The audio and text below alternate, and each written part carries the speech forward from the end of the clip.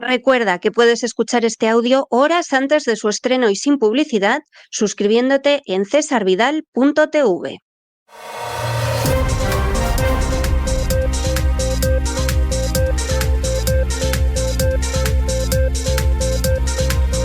Las noticias del día.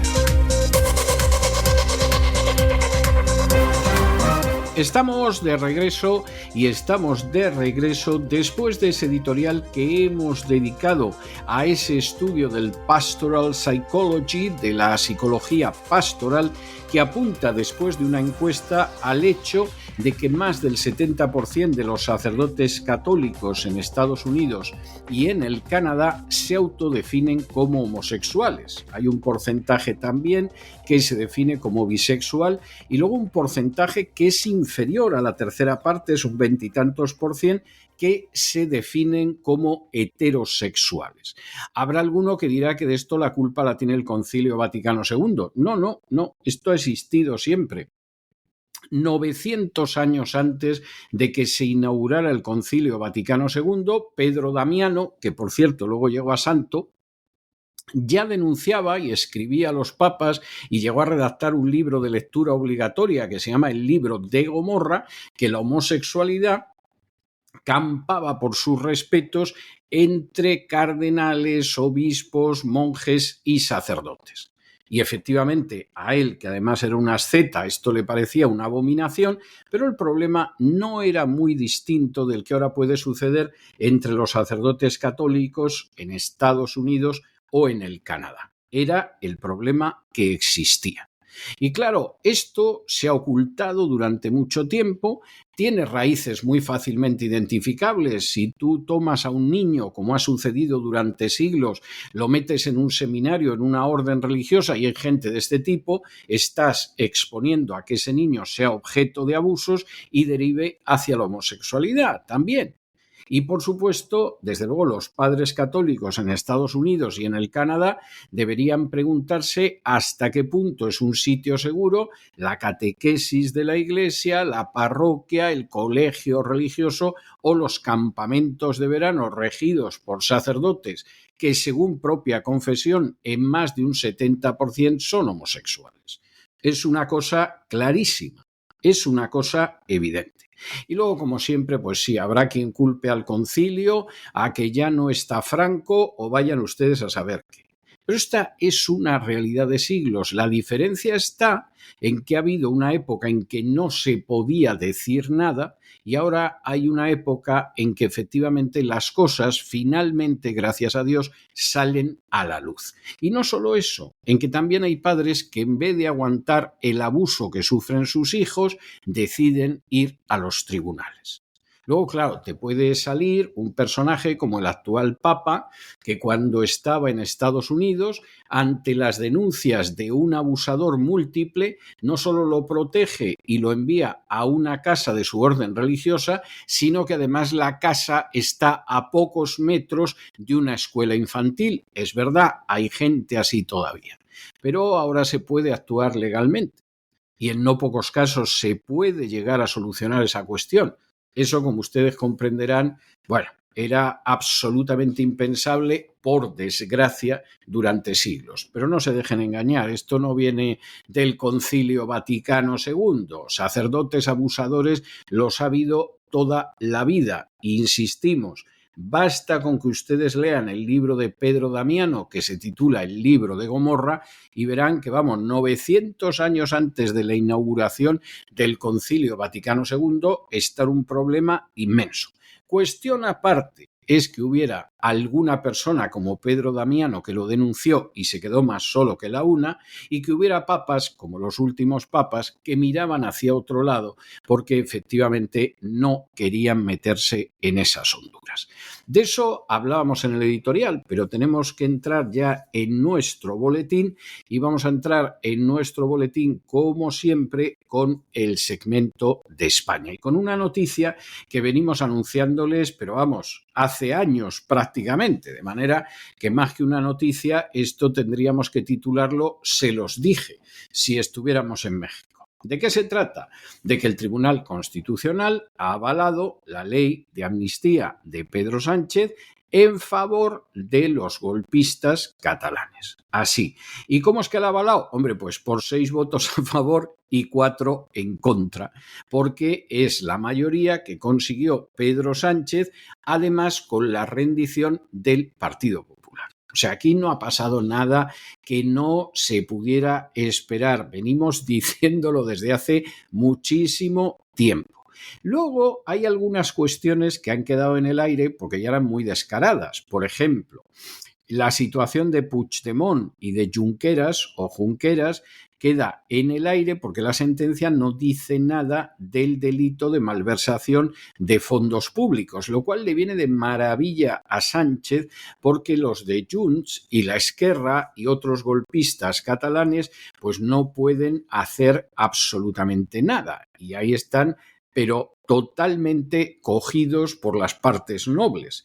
Y luego, por otro lado, y esto era también de esperar, también se lo anunciamos a ustedes, el Tribunal Constitucional ha dicho que no se va a consultar al Tribunal de Justicia de la Unión Europea. Aquí tiramos adelante con los faroles y luego pase lo que pase. ¿Esto puede sorprender a alguien? Bueno, no será a los oyentes de La Voz, porque lo hemos advertido en multitud de ocasiones. Igual que lo hemos advertido, ha sucedido. No porque tengamos una bola de cristal, que no la tenemos ni la consultamos, sino simplemente porque analizamos las cuestiones sobre la base de una documentación que no solo es abundante, sino que es fidedigna y que nosotros contrastamos y cribamos. Y efectivamente acertamos. Analizamos estas y otras noticias que les afectan con la ayuda absolutamente indispensable de María Durán.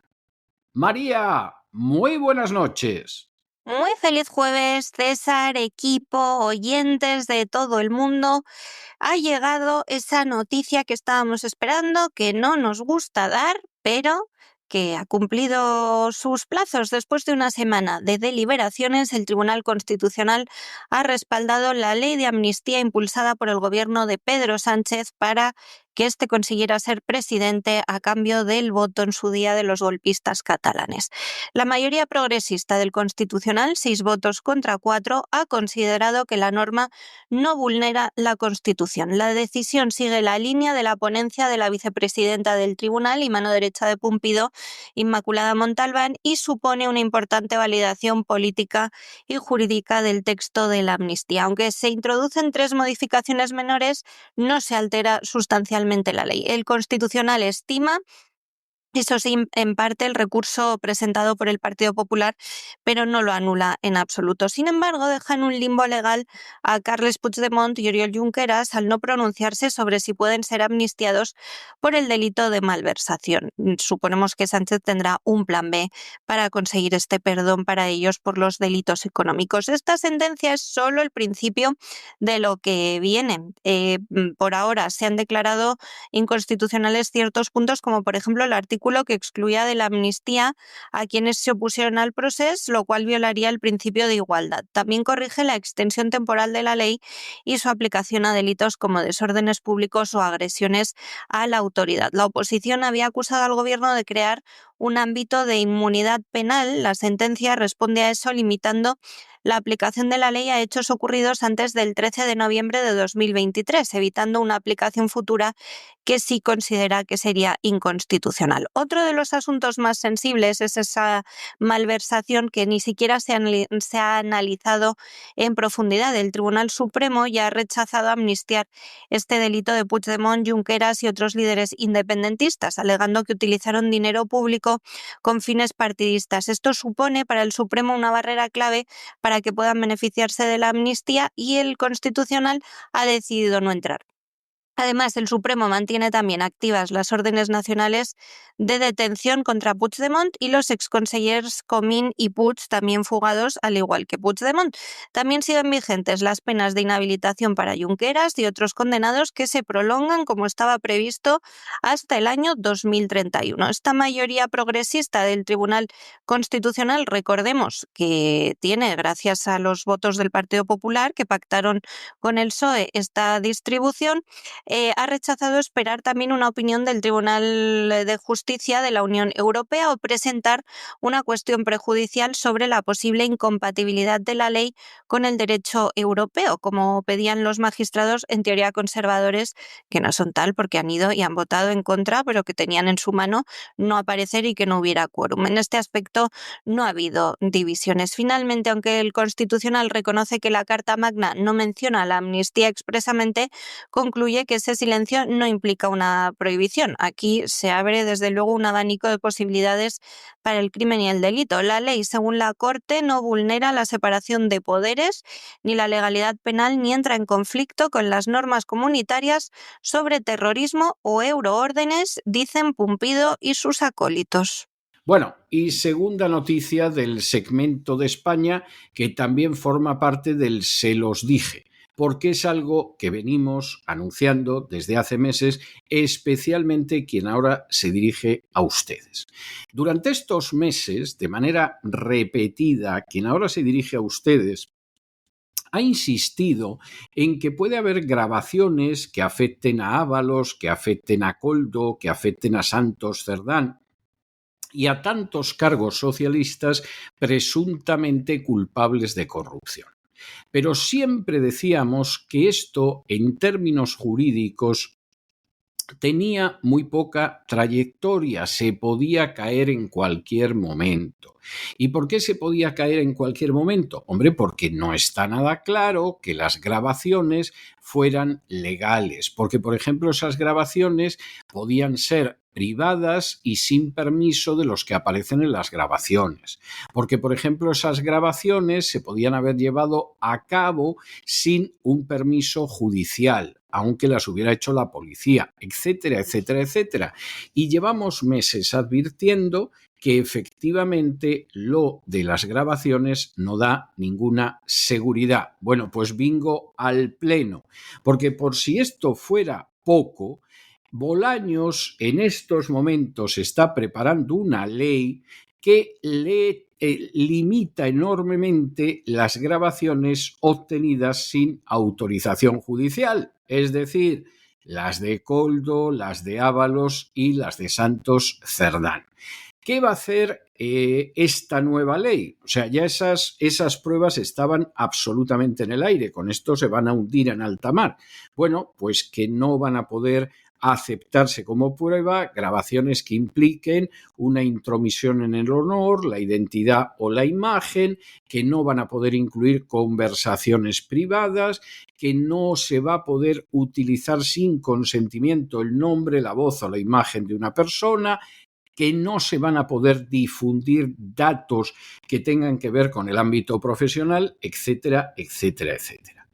Ya con la ley actual, y esto hay que decirlo, ya con la ley actual, esas grabaciones seguramente las hubieran tumbado los jueces. Con la nueva ley, bueno, pues con la nueva ley aquí realmente no van a servir de nada. ¿Y qué queda al final? Pues hombre, queda algo que prácticamente ya estaba contemplado en la ley actual, pero que es que ahora no tiene discusión ni posibilidad de interpretación. Y es que solamente se van a poder utilizar como grabaciones que sean pruebas aquellas que tienen una autorización judicial, lo cual, dicho sea de paso, realmente es algo que nos parece muy bien, no nos parece mal lo que hace el gobierno. El problema es que el gobierno no lo hace ni mucho menos por favorecer a la gente y por el bien común, lo hace para salvar a sus amiguetes de acabar en prisión. El Gobierno, y más concretamente el ministro de Justicia, Félix Bolaños, ya saben que está trabajando en un anteproyecto de ley que busca endurecer las condiciones para considerar válidas ciertas grabaciones privadas. El texto pretende calificar como intromisiones ilegítimas muchas de las prácticas utilizadas para obtener audios o imágenes comprometedoras, como por ejemplo las recogidas por la Guardia Civil en el caso Koldo, donde aparecen implicados, ya saben, Santos Cerdán, José Luis Ábalos y Koldo García por el cobro de comisiones y la manipulación de contratos públicos. El borrador de esta ley Bolaños será analizado hoy mismo en la Comisión General de Secretarios de Estado y Subsecretarios en Moncloa para que sea aprobado por el Consejo de Ministros la próxima semana. Como depende del Gobierno, damos por hecho que el dictamen va a ser positivo. Según fuentes del Ejecutivo, esta iniciativa parte directamente del Ministerio de Justicia, o sea, del propio Bolaños, y coincide con la declaración judicial por sorpresa de Santos Cerdán, cuya defensa se centra precisamente en invalidar esas grabaciones. El artículo 7 del anteproyecto define 8 casos en los que se consideraría violado el derecho al honor, la intimidad y la imagen. Entre ellos está la grabación o reproducción de escenas de la vida íntima, el acceso a comunicaciones privadas y la difusión de hechos personales que puedan dañar la reputación. O sea, se quieren anular las grabaciones del caso Koldo. Uno de los puntos más controvertidos de la ley busca impedir el uso de material recogido fuera del conocimiento de los implicados, incluso si se trata de figuras públicas. Esto de facto hace imposible que se puedan hacer grabaciones y además impacta directamente en casos donde las pruebas han sido obtenidas sin autorización judicial en su momento, como las grabaciones que hacía Koldo García, que grababa a todos sus compinches. Incluso se prohíbe el uso del nombre, voz o imagen con fines comerciales, algo que afectó recientemente a Ábalos tras una publicación satírica en una página de Escort. Además, se contempla como intromisión la divulgación de datos personales conocidos por razones profesionales, lo que también limitaría a quienes denuncian desde dentro de instituciones. En conjunto, el proyecto Bolaños está diseñado para reforzar las defensas de figuras públicas frente a filtraciones y escándalos mediáticos. Aunque el artículo 8 del texto excluye las actuaciones judiciales o policiales autorizadas, existe incertidumbre sobre cómo afectaría esta norma a los procesos actuales que ya están en marcha. La disposición transitoria aclara que los procedimientos ya abiertos seguirán según la legislación vigente, pero deja dudas sobre su impacto en futuras pruebas cuando la ley entre en vigor. Desde el entorno del Gobierno se reconoce que no será fácil invalidar las grabaciones ya presentadas por la UCO. Sin embargo, la nueva ley puede impedir el uso de futuras grabaciones del mismo caso si no tenían autorización judicial, que evidentemente no tenían. Este anteproyecto se suma a otras iniciativas legales impulsadas por el Ejecutivo tras la imputación de Begoña Gómez, esposa del presidente Pedro Sánchez, entre ellas la conocida como Ley Begoña, para limitar en este caso las acusaciones populares, las reformas sobre el acceso a la carrera judicial y cambios en el estatuto del Ministerio Fiscal. Todas estas medidas apuntan a una estrategia gubernamental de defensa y control institucional frente a las investigaciones judiciales que cercan al gobierno y expresamente al entorno del presidente.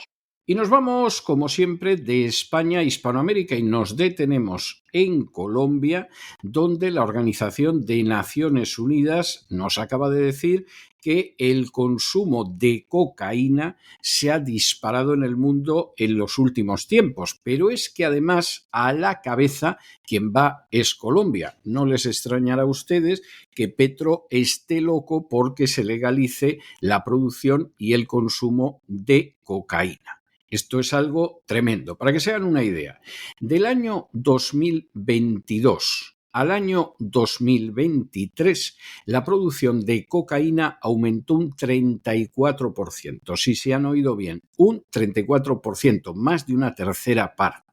Pero es que si ustedes ven la producción de cocaína de los últimos 10 años, se ha cuadruplicado en este tiempo. Y fundamentalmente se debe a Colombia. Es algo verdaderamente tremendo. En el 2023 se calcula que había 25 millones de personas que consumían cocaína con regularidad. Posiblemente la cifra es una cifra pequeña y efectivamente la lucha contra esa producción y ese tráfico de cocaína está totalmente paralizada y además la cocaína se ha ido extendiendo incluso como una práctica común en determinados grupos sociales que además se la pueden costear, se la pueden pagar. Esto es un problema muy serio. Verán ustedes muy poco a las furcias mediáticas y a los partidos políticos hablar sobre el tema. Fíjense, hagan ustedes un peinado y verán cómo hablan bien poquito de esto. La Oficina de las Naciones Unidas contra la Droga y el Delito ha confirmado en su informe anual una tendencia alarmante. El mercado global de la cocaína está en su punto más alto. En 2023, la producción, el consumo y las incautaciones de esta droga rompieron todos los récords históricos, lo que demuestra que el narcotráfico no solo se mantiene, sino que se expande con fuerza. El informe que se ha presentado este 26 de junio en Viena revela que la producción ilegal de cocaína alcanzó las 3.708 toneladas, lo que supone un aumento del 34% respecto al año anterior y más del cuádruple si se compara con datos de hace 10 años. Este crecimiento se debe en gran parte a la expansión de los cultivos de coca en Colombia, país que sigue liderando la producción mundial, y a la mejora de las técnicas de cultivo que han elevado el rendimiento de las plantaciones. En paralelo, las incautaciones globales también se han disparado. En 2023 se decomisaron 2.275 toneladas de cocaína en todo el mundo, un 68% más que en 2019. Aún así, el incremento en los decomisos no ha logrado frenar el crecimiento del consumo, que ha pasado de 17 millones de consumidores en 2013 a 25 millones en 2023. Se dice pronto. El informe subraya un fenómeno preocupante: la cocaína se ha convertido en una droga de estatus entre las clases altas, especialmente en países occidentales. La cocaína se ha puesto de moda en las sociedades más pudientes, es lo que decía Angela Mee, autora principal del estudio. Esta tendencia genera un círculo vicioso, según el mismo organismo, en el que el aumento de la demanda alimenta directamente la producción y fortalece a las redes del narcotráfico. Además, el mismo informe advierte de la rápida expansión del mercado hacia nuevas regiones. Aunque América del Sur sigue siendo el epicentro de la producción, Asia y África están emergiendo como nuevos focos de consumo y tránsito. También destaca el protagonismo creciente de mafias originarias de los Balcanes occidentales, que han ganado influencia en las rutas internacionales de distribución de esta droga. La ONU, por su parte, reconoce que lucha contra la cocaína atraviesa una etapa de estancamiento. Mientras tanto, el negocio continúa evolucionando, diversificándose y reforzando su control en regiones estratégicas. Y esto de que esté Colombia a la cabeza, pues explica muchas cosas, como que recientemente Petro defendiera en la ONU que se pueda consumir cocaína en determinados formatos. Bueno, y nos vamos de Colombia a México, donde distintos medios mexicanos vinculan al Partido Socialista Obrero Español con el escándalo de corrupción del Tren Maya, donde, por cierto, han sido ya detenidas una veintena de personas por cobrar comisiones ilegales. Hubo una visita clave en el año 2019, siendo ministro José Luis Ábalos, mira tú qué casualidad, y actuando como mediador, el gran mediador, es decir, Víctor de Aldama. Y aquí pues resulta que ha habido empresas españolas bastante beneficiadas, bueno, desde una estatal como Ineco a privadas como Advi o el grupo Indy, y por supuesto relacionadas con el Tren Maya. No hace falta que les digamos que por ahí aparecen también pues Coldo y por supuesto los susodichos Ávalo y de Aldama. La cosa es muy seria porque esto comenzó con una compra de mascarillas durante el coronavirus y bueno, esto fue creciendo, convirtiéndose en una gran empresa millonaria y ya llegando hasta contratos en Venezuela, en México, vamos, que hicieron las Indias.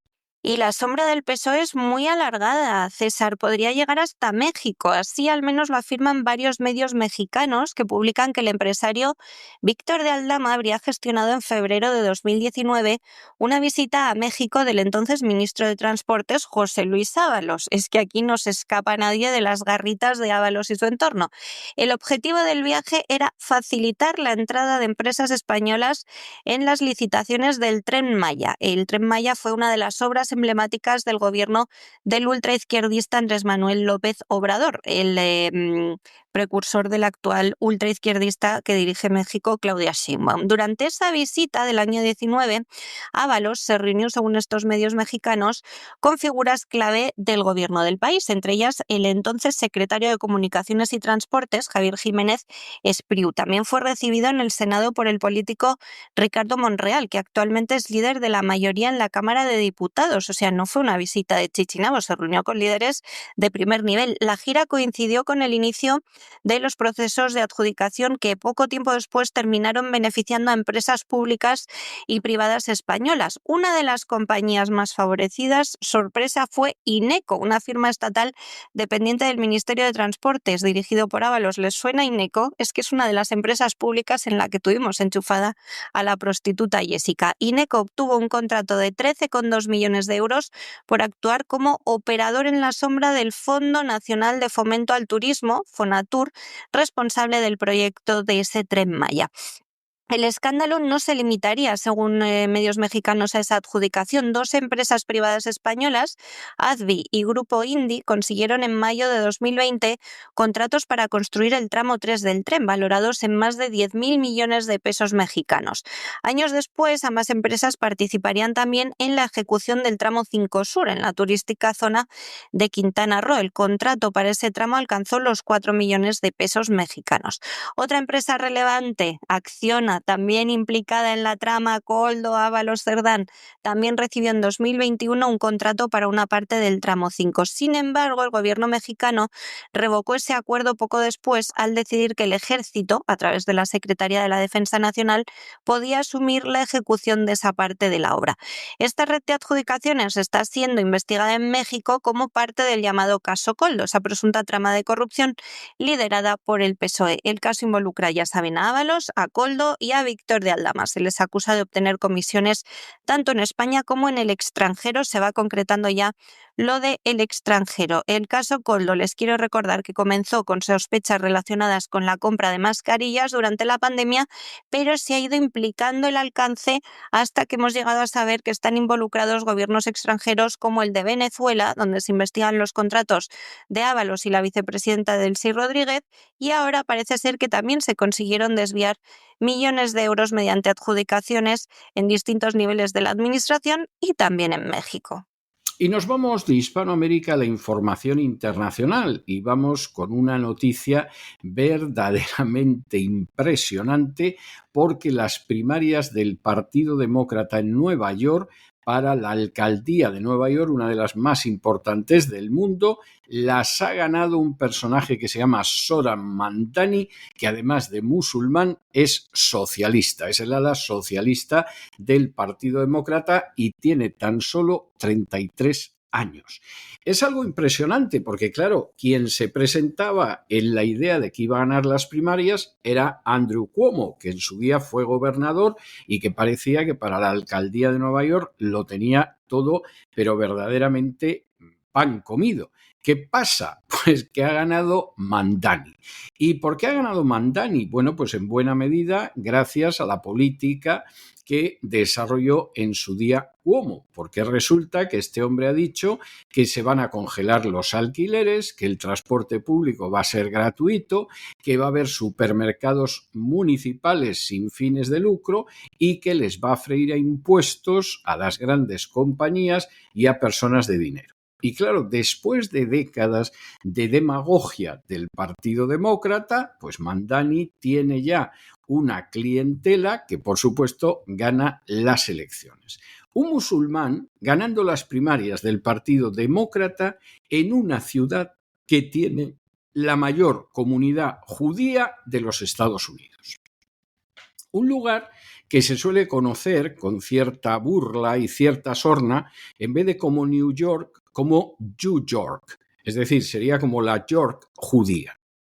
Y donde es imposible ganar unas elecciones sin el apoyo de la comunidad judía. Hasta hace unas horas ha ganado un musulmán con un programa populista, y a ver ahora los judíos de Nueva York qué hacen, porque claro, que se pongan a apoyar a los republicanos por primera vez en décadas, bueno, eso va a marcar un antes y un después en la comunidad judía de Nueva York. Pero esto también demuestra que la hegemonía política judía efectivamente se puede ir a hacer gárgaras. Solamente se trata de ir sumando votos y hacerlo. El inmenso poder de la comunidad judía, en el caso de Nueva York, impresionante, verdaderamente inimaginable, pues se ha venido abajo en el momento en el que hay una serie de colectivos sociales que se han sumado. Hispanos, negros, gente de izquierda, etcétera, etcétera. Bueno, esto va a ser impresionante, porque esto posiblemente es imparable y sobre todo demuestra que la enorme hegemonía de las comunidades judías en Estados Unidos no es algo decidido y no es algo imbatible. Todo depende de quién se enfrenta con ella. Para reflexionar y mucho. En Nueva York, una ciudad donde el Partido Demócrata domina ampliamente el voto, todo indica que el ganador de sus primarias va a ser el próximo alcalde de la ciudad de los rascacielos. Y es que tras unos comicios demócratas el pasado martes, el ganador es un tal Zoran Madani, que no les sonaría hasta ahora, supongo, pero vengo yo a contarles quién es para que se les atragante. Un político de 33 años, de ideología abiertamente socialista y comunista, que ha derrotado al exgobernador Andrew Cuomo, de 67 años.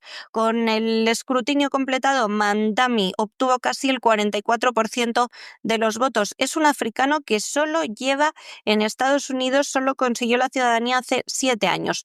Cuomo reconoció su derrota la misma noche de los comicios, aunque no descartó postularse como independiente en las elecciones de noviembre. Dijo, eso sí, al reconocer su derrota, se lo merecía, ganó. Eso es lo que dijo al New York Times, agregando que aún valora sus opciones con algunos colegas. Si Mamdani resulta finalmente elegido, se convertiría en el primer alcalde musulmán en la historia de la ciudad. Si a los neoyorquinos les gusta, que con su pan se lo coman, pero que miren a Londres, que esto ya ha pasado. Su programa político propone transformaciones radicales centradas en la intervención directa del Estado en sectores clave, lógicamente es un socialista. Entre sus principales propuestas destacan la congelación de los alquileres, el transporte público gratuito y la creación de supermercados municipales financiados con 10.000 millones de dólares que saldrían de nuevos impuestos a grandes empresas, grandes fortunas y millonarios. Según su equipo de campaña, la idea es establecer una red de tiendas de comestibles, también gestionadas por la propia ciudad, que funcionen sin fines de lucro, centradas en ofrecer productos a precios asequibles. Les suena de algo, ¿verdad? Estos supermercados eliminarían costos operativos, dicen, como alquileres e impuestos, y funcionarían mediante compras mayoristas, almacenando, centralizando y distribuyendo en colaboración con las comunidades locales. Qué bonito suena sobre el papel y qué mal sale esto siempre. Mamdani también critica los actuales subsidios municipales a supermercados privados, señala que muchos de ellos ni siquiera aceptan programas de ayuda alimentaria. En su lugar, plantea destinar todos esos fondos públicos a una opción pública que garantice el acceso equitativo a alimentos básicos. O sea, estos son supermercados públicos al estilo de los bancos públicos que quería Podemos. Mamdani se perfila como el favorito para convertirse en alcalde en noviembre, llevando a la ciudad más grande de Estados Unidos hacia un experimento político sin precedentes en décadas recientes y que, spoiler, ya les adelanto, saldrá mal. Bueno, y nos vamos de los Estados Unidos a Europa, donde resulta que el secretario general de la OTAN, Mark Rutte, que es un personaje que debe de ir de rodillas continuamente y limpiándose la lengua, pues por su servilismo, por supuesto, ya está hablando de que hay que tener mucho cuidado con China. La OTAN se creó, seguramente en parte era verdad, en parte ocultaba otros objetivos, pero vamos, la finalidad de la OTAN, confesa, era salvar a Europa Occidental de la expansión del comunismo. Por eso era la alianza del Atlántico Norte, no del Pacífico Norte, sino del Atlántico Norte. Pero como la OTAN hace mucho que dejó de ser aquello que dijo que era y se ha convertido en una alianza peligrosísima para Europa y no crean que mucho menos peligrosa para los Estados Unidos, pues ahora se ha convertido en un grupo de matones que obedecen las órdenes que les da desde arriba el complejo militar industrial. Entonces, claro, lógicamente ya enfrentarse con el comunismo en Europa no hay posibilidad porque gracias a Dios no existen esas dictaduras comunistas, pero la OTAN sigue gastando dinero y ahora mismo lo mismo te dice que el peligro es China y que hay que defender a Taiwán. Taiwán, país europeo, como todo el mundo sabe, que por supuesto se apunta a la agresión contra Irán y sigue defendiendo al dictador ucraniano Zelensky. Esto es una desgracia, esto es una inmensa desgracia. El día que Europa consiga quitarse de encima de la chepa a la OTAN, bueno, es que ese día Dios ha tenido misericordia de la OTAN.